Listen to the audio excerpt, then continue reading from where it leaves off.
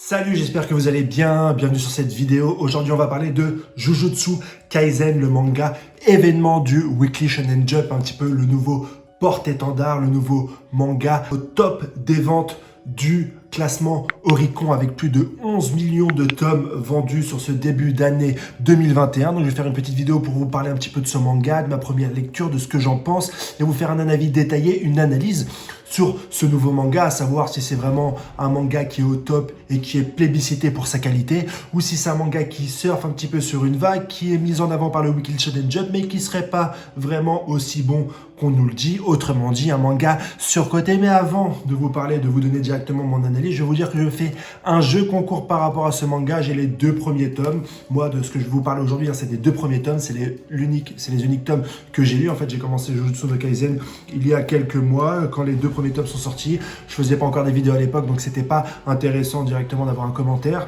C'est quelque chose que j'ai pas suivi, je vais vous expliquer pourquoi j'ai pas poursuivi ma lecture, mais aujourd'hui je vais y recommencer. J'ai relu ces tomes pour faire cette vidéo et je vais continuer, je vais acheter la suite des tomes pour pouvoir un petit peu faire évoluer mon avis, parce qu'avoir un avis c'est bien quand on lit deux tomes, celui que je vais vous donner aujourd'hui, mais il faut également faire évoluer son avis, continuer à lire l'œuvre, faire confiance à l'auteur, faire confiance au Weekly Shonen Jump et aller de l'avant pour essayer un petit peu de changer d'avis et comprendre pourquoi est-ce que tout le monde aime ce manga, Jujutsu no Kaisen, qui certes a une animation du tonnerre, mais l'animation se base toujours sur un récit, sur un manga, et on va détailler ça dans cette vidéo. Avant ça, comme je dis, je vais faire un jeu concours pour gagner ces deux tomes de Jujutsu no Kaisen, et pour cela, je vais vous demander de suivre mon compte Twitter que je vais afficher directement ici, Henrik21 sur Twitter. Et sur Twitter, je ferai directement un post pour vous expliquer un petit peu les modalités pour pouvoir gagner ces deux tomes que je vous enverrai directement par la poste. Et puis je pense que quand je ferai des vidéos sur la suite de Jujutsu no Kaisen, je vous ferai également gagner les tomes, puisque plus vous pouvez le voir, sur ma bibliothèque, j'ai plus trop de place pour faire... j'ai plus trop de place pour mettre de nouveaux mangas, donc je vais directement les faire gagner à ma communauté. Je me dis que c'est sympa, c'est le partage. Vous me donnez de la force avec des vues, et moi je vous le rends avec des mangas. Jujutsu no Kaisen, alors qu'est-ce que j'en pense? Moi j'ai un avis qui est très mitigé, j'ai pas un avis positif par rapport à ce manga, j'ai pas du tout été emballé par les deux premiers tomes pour une raison toute simple. Nous suivons un héros qui s'appelle, je crois, Yuji, et il va lui arriver un certain nombre de choses dans l'histoire, et il y a énormément de similitudes avec Naruto. Moi je suis de la génération vraiment Naruto, c'est le manga qui m'a permis de me reconnecter avec les mangas, puisque bien sûr il y a eu la génération Dragon Ball Z avec le club Dorothée, etc., mais c'est vraiment Naruto qui m'a reconnecté. Je suis un enfant de Naruto, de Bleach, de Hunter x Hunter, de Yu-Gi-Oh!, de Samurai Deeper Kyo, et là une nouvelle fois il y avait un nouveau shonen, et j'ai trouvé énormément de similitudes avec notre cher ninja. Déjà, il possède un démon en lui, j'ai tiqué un peu. On connaît un petit peu les héros avec des démons en eux, comme Naruto et Kyuubi, le démon à 9 queues.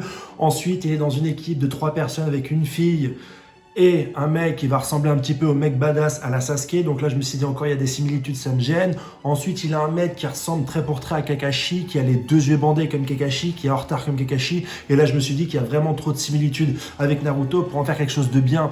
Je suis d'accord que les mangas doivent respecter certains codes quand ils rentrent dans le Weekly Shonen Jump, qui doivent respecter certains principes. Et comme quand je lis un shonen, je dois m'attendre à ce que ces principes soient respectés. Je suis complètement d'accord avec ça. Seulement, c'est vrai que moi, ce qui me plaît le plus, c'est d'avoir des mangas qui sortent un petit peu des sentiers battus, qui nous proposent directement autre chose, comme dans The Promised Neverland, où on a directement des enfants dans une maison, on ne sait pas vraiment ce qui se passe à l'extérieur, mais on sait qu'ils doivent se sauver. On a directement des intrigues qui sont complètement différentes, qu'un héros qui a un pouvoir directement à l'intérieur, qui ne connaît pas ses parents, qui rencontre un prof, un professeur, etc. C'est ce début avec des codes que je connaissais beaucoup qui m'a un petit peu gêné. Mais bon, je me suis pas arrêté là, j'ai continué à lire l'œuvre, et c'est vrai que deuxième coup dur que j'ai eu par rapport à Jujutsu no Kaisen, c'est le fait que ça se base avec des exorcistes et des démons. Ce sont des codes et des pouvoirs ésotériques un peu trop connus, un peu trop développés, qu'on a eu dans Blue Exorcist et dans pas mal de mangas. Et moi, c'est vrai que j'aime bien qu'on a des pouvoirs ésotériques qui sont complètement nouveaux et qui nous apportent un petit peu une autre vision des pouvoirs que peuvent avoir les héros, comme un petit peu le chakra dans Naruto, comme le Furyoku Shaman King, et comme le Reiatsu dans Bleach, ou comme le Nen, le pouvoir ésotérique vraiment excellent dans Hunter x Hunter. Par exemple, comme le dernier manga que j'ai lu, c'était aussi, je fais la référence avec Kingdom, qui n'est pas un shonen, mais qui est un seinen, mais qui a vraiment changé les codes du manga, et dans le déroulement de l'histoire, on a vraiment des choses qui nous tombent ici et là, et qui ne sont pas du tout prévisible. Et dans Jujutsu no Kaisen, j'ai bien peur que les éléments soient prévisibles. Déjà, dès le départ, nous donner un constat où il va devoir manger 20 doigts, ça va me saouler. Je sais qu'on va avoir plusieurs monstres qui vont venir, qui ont peut-être 1 doigt, 2 doigts, 3 doigts, et ça va être une quête qui nous est directement montrée, et ça me gêne. On a exactement la même chose dans Samurai 8, le second manga de Masashi Kishimoto, où dès le début, on nous donne directement l'objectif en disant que tu vas devoir faire ci, tu vas devoir faire ça, tu vas devoir aller là. Et ça, c'est ce qui me dérange en fait dans un manga, c'est quand on me donne directement les objectifs que le héros va devoir réaliser dès les premiers tomes pour pouvoir atteindre son but. Par exemple, dans One Piece, les Shichibukai, on nous dit qu'ils sont là, mais Luffy n'a pas l'obligation de tous les tuer pour pouvoir devenir le seigneur des pirates. Dans Bleach, on a 13 capitaines de division, mais Ichigo n'est pas obligé de tous les battre pour aller sauver Rukia. Et je peux vous donner plein d'exemples comme ça, où en fait, on va nous présenter des groupes de méchants avec 5, 6, 7, 8 personnes. Au-dessus de 8, ça fait un peu beaucoup pour le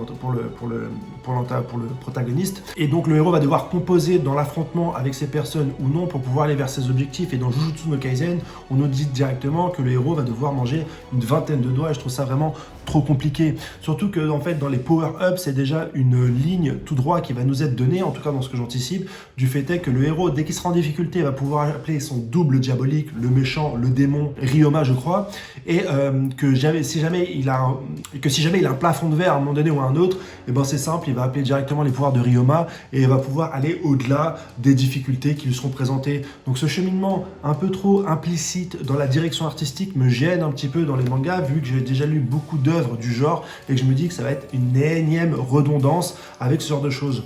Le fait également d'avoir une école, ça me rappelle My Hero Academia, ça me rappelle pas mal de choses, ça me rappelle les ninjas dans Naruto, le fait d'avoir une école avec des hiérarchies, les secondes, les premières, les terminales, etc. Ça me gêne là encore, c'est des classiques que je connais, que j'ai déjà vus, et je me dis merde, ça me fait chier de relire encore une fois une œuvre qui va ressembler à tout point aux œuvres que je lis depuis plus de 20 ans. Une fois ça dit, une fois que j'ai vraiment craché mon poison, une fois que j'ai vraiment craché mon venin, on se dit que Jujutsu no Kaisen, ça a quand même une ampleur internationale et c'est quand même l'un des mangas les plus vendus. Donc forcément, à partir de ce constat de départ que j'ai donné, l'auteur va forcément faire quelque chose d'intéressant qui a intéressé la plupart des gens qui sont complètement fans de ce manga-là. Et c'est ça que j'ai envie de découvrir et c'est pour ça que je vais suivre l'œuvre. Je me suis fait piéger une fois avec Chainsaw Man. Moi, j'ai commencé les premiers tomes de Chainsaw Man et j'étais exactement la même chose, surtout que ce personnage-là qui est là dans Chainsaw Man, il y a également un équivalent qui va invoquer lui aussi des chiens ou un chien des animaux. Et je me suis dit en lisant Chainsaw Man, merde, c'est encore un shonen que je connais avec les mêmes codes, etc. Et grossière erreur, à partir du tome 3, pour pas spoil, je vais pas dire ce qui va se passer, mais l'auteur va complètement jouer avec les codes, va complètement chambouler son univers, et là on va être vraiment surpris, on dit ah ok, d'accord, ce mangaka-là a réussi à me donner tort, a réussi à me chambouler, moi qui m'attendais à ce que le train aille directement sur les rails, on a une œuvre qui est complètement différente.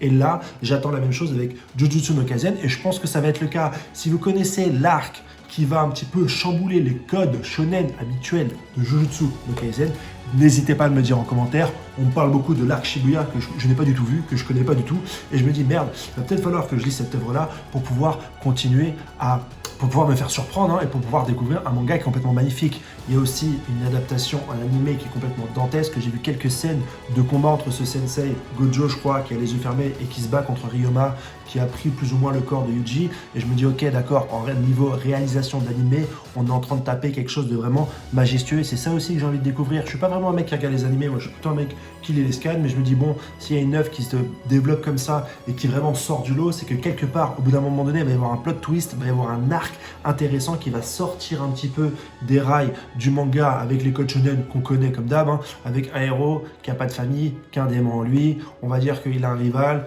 qui prend de haut, etc. C'est les codes que je connais, mais avec ça, on va peut-être pouvoir en faire quelque chose d'intéressant. C'est comme revisiter une recette, c'est comme utiliser les mêmes ingrédients, mais les faire de manière différente pour sublimer un plat. Et là, je me dis que plutôt que rester un petit peu sur ma première lecture que j'avais trouvée très décevante à l'époque, avec l'ampleur qu'est en train de prendre l'animé et les ventes, je me dis pourquoi pas relire un petit peu le manga depuis le début. C'est ce que j'ai fait en rachetant, j'avais déjà les tomes, mais en me remettant le nez dedans et allant lire la suite pour aller se faire surprendre dans l'univers du manga. Et c'est ce que j'aime un petit peu dans le manga, c'est de se faire surprendre en jouant directement avec les codes qu'on connaît déjà. Il y a deux choses aussi que j'ai vues dans ce manga qui me paraissaient vraiment intéressantes, et pour le format manga de manière plus générale, c'est que l'auteur était fan depuis tout petit un petit peu des plats japonais qu'on pouvait avoir dans les différentes régions du Japon, a décidé de glisser ces plats directement dans son manga et dans ses œuvres. On voit directement que Gojo est en retard dans la première scène, dans le premier chapitre, d'ailleurs que je trouvais pas mal le premier chapitre, et qui dit que je suis en retard parce que je suis parti acheter un repas. On a directement une description détaillée de ce repas-là et on peut trouver la boutique boutique pour aller directement l'acheter au Japon. Et ça, je trouve que c'est pas mal de faire directement des publicités un petit peu dans son propre manga avec la culture culinaire japonaise. Et ça, c'est un très bon point, même si c'est en dehors de l'histoire.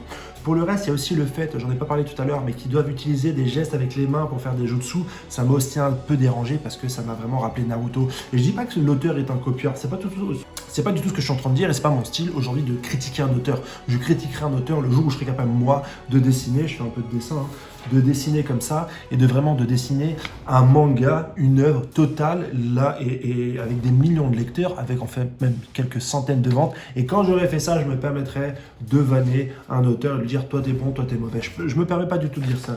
Je dis juste que en fait quand tu as déjà depuis des années lu plusieurs œuvres shonen, et ben effectivement quand le petit dernier arrive, même si c'est une œuvre de génie, tu te dis ok là il y a peut-être quelque chose que je reconnais, que j'ai déjà lu dans des mangas précédents où l'auteur s'est inspiré, on a le droit de s'inspirer, tout le monde s'inspire de tout le monde et on s'inspire des grands. Les grands sont Naruto, sont Bleach, sont Hunter x Hunter et tous ces mangas qui sont arrivés avant lui, qui ont fait des grandes choses et qui m'ont fait découvrir et aimer les mangas. Hein.